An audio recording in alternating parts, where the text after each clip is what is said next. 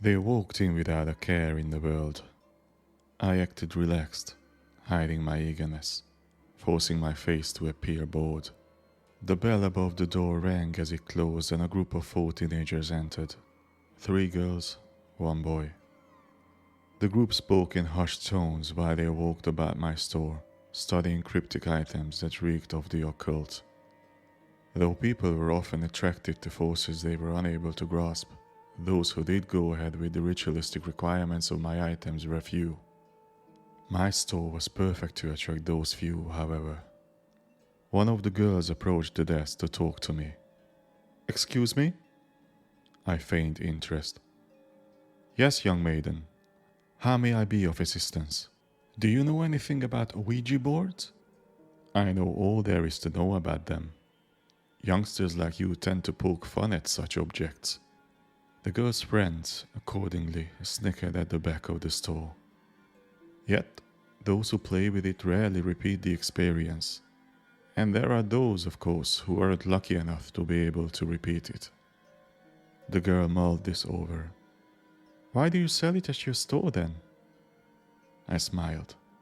If I told her the truth, she would think me a joker and not go through with the ritual. So I lied. These are items that directly connect to places better left alone. If one were to destroy said items, one would find oneself in the darkest tangles of destiny. By their very nature, these objects must exist to keep the balance of the worlds. Oh, how they ate it up, and with such earnest expressions. The girl who was talking to me was especially entranced. It can be healthy to experiment with items such as Ouija boards. If nothing else, they can humble those who jeer at things much more powerful than they. I eyed the girl's friends. "So you're saying you'd rather curse other people than be cursed yourself for the greater good?" the girl asked. I nodded. "You catch on quick." The girl handed me the Ouija box and I passed it on the scanner. "What are you planning to do with this? Contact someone there?" The girl shrugged. "A boy from our school was killed in an abandoned warehouse north of the town. We want to see if his spirit still lingers." "Spooky stuff." The girl laughed. "Very spooky stuff." "Hey pal," the boyfriend of hers said in an overly aggressive tone. "Yes, pal?" I replied. Boys like this were always the first to crumble at the sight of a threat. Their wills were weak, their minds feeble, susceptible to the tiniest divergence from their authority. Most humans were, but some more than others. "That board ain't cursed now, is it?" I spun the board in my hands. I undid the small strip of tape and opened the box, showing it to them. "This, my youngsters, is but cardboard and wood and a little bit of glass. This ain't cursed. But you are doing the cursing. If I had to give you one piece of advice, I'd tell you to leave this board and everything that has something to do with it alone." "What now? Are you going to sell us herbs to cast away evils?" And the boy laughed. I pointed at patches of herbs on the back of the store. "I could. Do you want some? I do advise you to take them." "Just buy the Ouija board, Mary," the boy said, half laughing and walking out of the store. I decided then that that one would be the first to go. The girl, Mary, smiled at me politely and said, "I'm sorry for them." "I'm sorry for them as well," and shrugged it off. Mary paid and I handed her the box, wishing her the rest of a good day. Just as she reached the door, I called back. "Miss?" "Yes?" she said. "Here, I've got something you might want to take." "Oh, I'm all out of money." "That's all right, it's a special offer. I like to treat my polite customers well," and I smiled. I've got to be careful with my smiles. I have turned people away through its supposed wrongness. Mary felt none of it, however, and returned to my desk. The girl was so honest, so naive, I had to hold myself from sprawling laughter.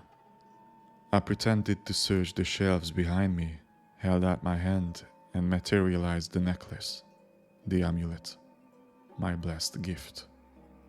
I showed it to the girl. The amulet was a simple cord with a small metal raven attached to it. It looked Masonic and rural, a perfect concoction.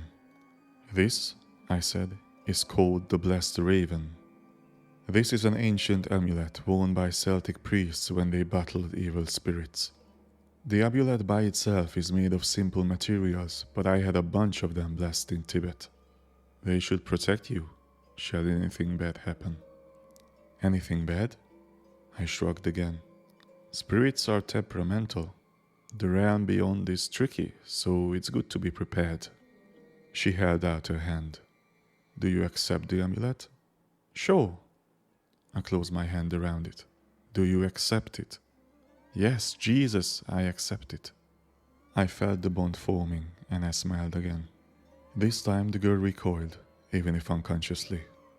Thank you. She exited the store in a rush. Falling back on my seat, I let out a sigh of relief and chuckled.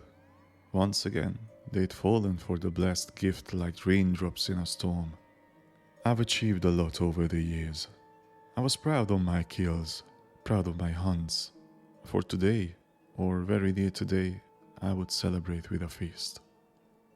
They'd never see the demon before I was at their throats. Demons do not appear out of nowhere, nor is their existence something lawless that ignores the rules of the natural world. Our existence is very much premeditated, necessary even. Even if we are few and our work is not substantial enough to change the tides of history, rumors of us keep humanity in line. We do not eat humans. Some of us do, but not because we need it for nourishment. We hunt, and it is the killing that sustains us. Our bodies turn the act into energy, sweet, sweet energy and merriment. Our means of hunting and preparing their prey also vary. Each of us has very constricting contracts which won't let us do as we please. For us to be hunters, we need to be strong and fast and, above all, intelligent. These are traits not easily given. They must be earned, negotiated. They must be exchanged. I, Egeramon, operate in a very quaint manner. I am bestowed with a capable body, though I cannot hunt my every prey. For each group I go after, one member must survive. Hence the amulet, the blessed gift. A gift for the human who survives, and a cursed nuisance for me. I must offer the amulet to a human, and the human must accept it and wear it. This chosen one will be completely and utterly physically immune to me from the moment he puts on the amulet to the moment death comes knocking. This may cause hiccups during a hunt. If I hunt in a populated area, the amulet human might escape and get help, and I will be powerless to stop them. Imprisoning them is considered an attack, and as such, I cannot stop them from leaving. For my own survival, my hunts must take place where no help can be reached. Most importantly, the amulet human is to be my weakness. A single touch from them would burn my skin, a punch would break my bones, a single wound could become fatal. I am a monster to humanity, but these few humans are monsters to me. Nonetheless, they pose me no danger. I'm careful in selecting them. They must be the weak links of the group, the naive souls. Those who will either be too afraid to face me, or those too sick to get me. I felt them, felt the blessed gift getting away. I could sense its direction, its speed, the heartbeat of the girl who wore it. I know when she took the amulet off to inspect it, then put it back on.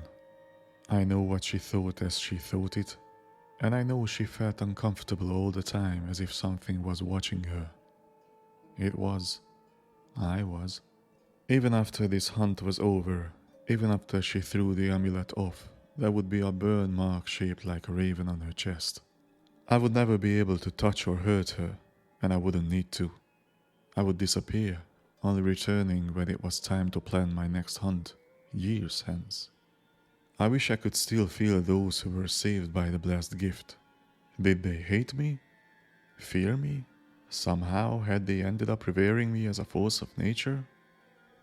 There was one I'd like to meet again. I'll never forget those eyes. She'd been a little girl, and if still alive, she'd be but a withered crone now. Her health had been lamentable then, so I doubted she'd live this long. So as I sat, and while waiting for Mary and her friends to take the Ouija board to the abandoned warehouse, I thought back to my glorious hunts and to my disgraceful hunts, to that horrible, wretched hunt. That day my body had been masked as a friendly bohemian of a lean but frail build. I decided that campers on the remotest sides of the mountain would be more willing to pick a hitchhiker up if he looked as non-threatening as possible. Thus, I made my body into a thin bohemian. I could always bulk it up later. The first travelers that picked me up were a pleasant couple with a child. As a rule, I never went after couples. First, because hunting a single person was unsatisfactory. And second, because the amulet member of the couple would be greatly inclined to hunt me down in vengeance. Though that wasn't a worry I normally had, with so many campers going around, I was sure to find another group. I caught 2 more rides until I found the perfect people. I ended up coming across a batch of young adults and teenagers having a picnic below a viewpoint, and 2 of the youngest were in wheelchairs. The girl in the wheelchair had a visible handicap on her left leg, while the boy was pale and sickly. It looked like their older brothers had brought them along with their friends, though they hadn't done so out of obligation. They all looked happy and cordial, but there was a hint of discord in the undertones of some strings of conversation. I smiled oh so delightfully. "I'm sorry to disturb you, my guys, but do any of you have any water?" I could see that the older ones eyed me warily. Was I a vagrant? Was I dangerous? I held up an empty bottle. I ran out a couple of miles ago, and the last time I drank from a river I ended up having the shits for a week. This got a laugh from them all, and the older ones eased up a little. "I have a bottle here," the girl in the wheelchair said, grabbing one from her backpack and handing it to me. "Thank you very much, miss. What's your name, darling?" "Marilyn," she said, and just like that, I was in for the hunt. Through comical small talk, I was able to make the group accept me for the night. I had canned food in my backpack, which I shared. I had cannabis and rolling paper, which made everyone's eyes light up. Hadn't I been who I was, these youngsters would have remembered this night for the rest of their lives. Only Marilyn and the boy in the wheelchair eyed me warily. "You okay?" I asked. She looked away. "Mm-hmm." I had to earn her good graces. She was weak, and her health seemed frail. She'd be a good fit to wear the blessed gift. "You don't seem okay." "My lungs," she said. "They're not great. Asthma." I nodded as if I perfectly understood the ailment, as if it had brought me or a dear one suffering as well. "You know, when I was—" "Hey Marilyn," one teenager said. He was tall and buff and looked much like Marilyn. "Leave the man alone." Marilyn's eyes turned back to her feet. "That's all right, man," I said. "She's cool." The boy looked at me as if I was some alien who had no conception of human culture. "Cool, you say?" He wore a jeering grin. "Sure thing." After engaging in an uninteresting conversation with Marilyn, who appeared to be greatly immersed in what she was saying, I got up to go to the bathroom because the time seemed appropriate, sociologically speaking. I don't use the bathroom. I used the opportunity to spy on the group from afar, to observe their interactions. As soon as I was out of earshot, out of human earshot that is, the group turned on Marilyn and the sickly boy.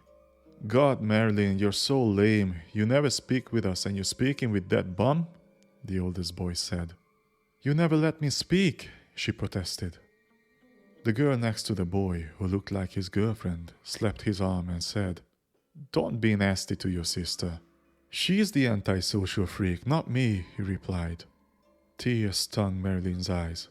Screw you, John. The scene went on for a while longer, a time I used to plan the next part of the hunt. I returned and sat near Madeline again. She was still sensitive from before, though I managed to bring her out of her shell by asking her about her friends, what she usually did in her spare time, her favorite books, and so on. She liked classics with monsters, say Shelley's Frankenstein or Stoker's Dracula. I was alive when those novels were published, so in a way they were very dear to me as well. I occasionally had to switch the conversation to the other kids in the group, but I tried to talk with Marilyn as much as I could. And an interesting thing began to happen, something that had never hitherto come to take place. I kept the conversation going out of pure interest. I was sick, most probably. Demons can have illnesses of the mind, so I've been told. Yet the effect was clear. I was enjoying the conversation, and as such, I kept it going.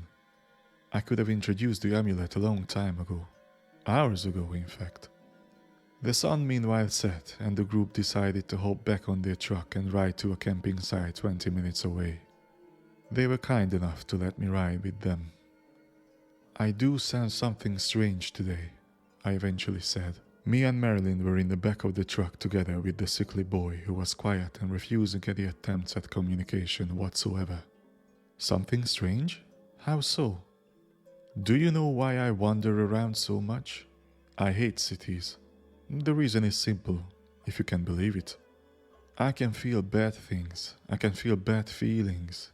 In a city there is stress, anxiety, sadness. There is violence, frustration, pollution. Out here, there's nature, there's peace, there's an order, an ancient order, harmonious in so many aspects. Here, I feel safe. Marilyn nodded towards the front of the truck. You're probably feeling my brother then. I felt him a long time ago. I'm feeling something different now. I reached over to my backpack and I froze. Should I? The moment the amulet was around her neck, it'd be too late to halt the hunt. These thoughts of mine befuddled me. They weren't supposed to happen. Why me? Why now? You okay? She asked. I nodded. The sullen boy glanced at me quizzically. Yeah, sorry. As I was saying, I feel something different now, something I felt before along this mountain range. I think something evil lurks in these woods. This could help. I bit my lip as the amulet formed in my hand. I clutched it in my fist. Marilyn lit up. Ooh, what is it? Is it some kind of artifact? Some witchcraft thingy? I smiled, and it wasn't a grotesque smile. It was painful. Yeah, you may call it that. This is an amulet, the Blessed Raven. It's a gift. Oh, thank you so much. For me, right? Of course. Do you accept it? It's pretty. Damn right I accept it. I nodded, hesitated, then handed it to her. Something in my chest area weighed down as she put the amulet on, and I gained insight into her very mind, into her very heart. She was happy, content even, that somebody was talking to her, making an effort to get along with her. Does it look good on me? She asked. Suits you just fine. It was strange how I knew that even if I had to, I wouldn't be able to kill her. Nevertheless, the hunt was on now, and it was too late to turn back. The kids set up camp. I helped. I also helped Marilyn down the truck, slowly, my thoughts turning to mush midway as I thought them. The sickly boy kept studying me, as if he had already guessed what I was. Even if he cried wolf, what good would it do? Destiny was already set in stone. You keep spacing out, Marilyn told me. I'm tired, and the woods are really beautiful around here. Marilyn nodded, but also dark. A little too dark if you ask me. Marilyn's brother lit up a fire. I had to surround it with stones as embers kept threatening to light the grass on fire. This forest would have no option but to witness evil today. Let it at least not see fire. The group naturally came to rest around the fireplace, stabbing marshmallows and crackers with a stick, and holding them up to the fire. It was a chilly but pleasant night. Have you ever heard of the Midsummer Ghost? A boy said. And so, It started. I glanced at Marilyn. She'd be safe. She'd at least be safe. The midsummer ghost always hides like a man in need. You never see him for who he is, for he only lets you know what he is the moment he's got you in his claws. This was too fitting. God was playing tricks on me. Legends say he was a little boy who was abandoned in the woods by parents who hated him, all because he was deformed and broken. It is said the boy never died, that he was taken in by the woods and became a part of them. He asks for help, as help was never given to him in life.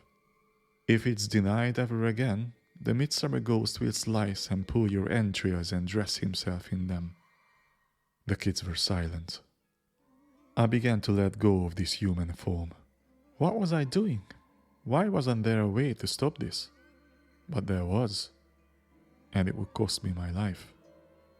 The sullen boy in the wheelchair moaned, grabbed and shook the wheels, then raised a finger at me. One by one, everyone at the fire looked at his hand, then turned their heads at where he was pointing, turned to face me. I wasn't smiling. I was no longer myself. Marilyn was the last to look at me. Her eyes watered as my skin came apart to reveal my hard and thick fur, swaying as if I were underwater. Her brother screamed. The others all followed.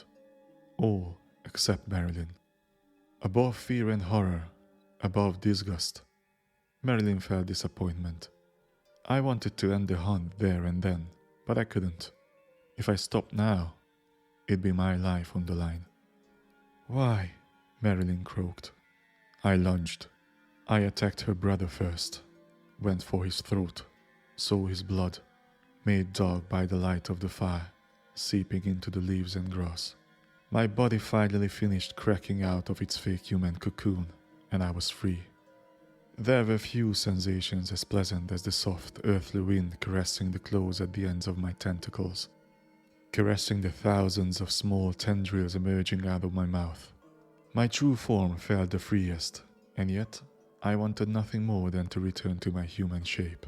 Marilyn was white as snow, the expression on her face that of a ghost who'd long left its host body. She was seeing a monster, a gigantic shrimp of black fur and eldritch biology, a sight reserved for books and nightmares. Marilyn turned her wheelchair and sped down into the darkness of the trees. The entire group scattered, in fact, yelling for help, leaving me alone by the fire. I looked at it, empty, aghast at what I'd always been. I stomped the fire until there was nothing left but glowing coal. I ran after the two girls who were always next to Marilyn's brother. Though their bodies were pumping with adrenaline, running faster than what would otherwise be considered normal, I caught up to them while barely wasting a breath. Thus worked the wonders of my body. I crumpled the head of one against the trunk of a tree, then robbed the heart out of the other. With each death, my body became lighter, healthier. The hunt was feeding me, making me whole again. And I was emptier than ever. One by one, the group was lost to me. One by one, they crumpled to my claws. I tried to kill them before they got a chance to fully look at me. I didn't want me to be the last thing they saw in this wretched existence. Lastly, I came before the sullen boy. He moaned and was afraid. He'd sensed me from the start, and still he was doomed. Those closest to death often have that skill, though it is a skill that rarely saves them. "I'm sorry," I said. "Stop!" A trembling voice said from behind me. "Marilyn." I glanced back and saw a petrified girl clutching a kitchen knife. She hadn't run away. She had gone to the truck to find a weapon. Foolish girl. "I cannot," I said. "I'm sorry, Marilyn, but I do what I must do. I am bound by rules as ancient as the dawn. You showed me things. I thank you for that. But I will not stop. I cannot stop." Raised one of my claws. "Please stop," she sobbed and pushed the wheels on her chair with all her might. I brought my claws clean through the boy's skull. His soul vanished instantly. I felt crippling despair emanating from Marilyn, a pain so hellacious my lungs failed to pull air in. I couldn't move, not while she wore the blessed gift, and her mind streamed all its intensity into mine. The knife in her hands plunged into my back. Pain. An entire universe threatened to pour out of me. The agony of the countless people had thrown to death's precipice threatened to overwhelm my existence. Above my physical ailment was only Marilyn's pain. It took centuries' worth of stored energy just to keep myself from passing out. She removed the knife. It clattered to the ground. Remorse. All her anger and fear turned into simple, mundane remorse. "I'm sorry, little one," I whispered. Marilyn, sobbing, yanked the amulet out of her neck and threw it over where the knife had fallen. Where the amulet had been, her skin smoked and the shape of a raven formed. She'd always be safe from me. That was my only comfort. I was curled up, trying not to move. Each breath of mine was raking pain. I was told even a punch from one who wore the amulet could prove fatal. And here I was, stabbed. Black, slick blood like oil gushing out. "Won't you finish this?" I croaked. "I will find you," she managed to say through shaky breaths. I heard her wheels turn, cracking dry leaves as she escaped. The only human to ever touch me disappeared into the moonless night, into the embrace of the forest. My head was filled with visions of Marilyn as I walked to the warehouse. There was something odd happening with Mary, the girl who'd bought the Ouija board. I felt the usual fear and anxiety, yet there was something strange in her emotions. As if they were thin, as if they were veiled. I scouted the perimeter around the warehouse, spied through the windows. I saw the 4 teenagers moving the eyepiece over the letters on the board, laughing with their nerves on edge. The little fools. I smiled. I went to the front door, let go of my human skin, and waited until my true body came to light. The sun was nearly set, the sky bathed in those purple tones of dusk. It was the perfect hour for my hunt. I opened the doors, entered, and closed them hard enough to make sure my prey would hear their way out closing. I set a chain around the door handles, and I froze. The girl sporting my blessed gift ceased being scared at once. Instead, triumph of all things filled her heart. Oh no, I had walked into a trap. "So you've come, Egaraman," a familiar voice said to me. I was still and aghast. I wanted to be content to hear Marilyn again after all these years. I wanted to go and hug her and ask her how she'd been. But that wasn't how our relationship would go tonight, was it? She was old now. Old and worn and tired. "You've learned my name," I said. I hadn't heard it spoken out loud in a long time. Everyone I spoke to judged you a legend. But I knew you were a legend that bled. Bleeding legends can be killed. "I spared you," I told her. "Out of necessity. I should have killed you when I had the chance. I was afraid, but I know better now. I spent my life trying to correct that one mistake." She smiled, gestured at me. "And my chance to do just that has arrived." She walked into the few remaining shreds of light coming from holes in the roof.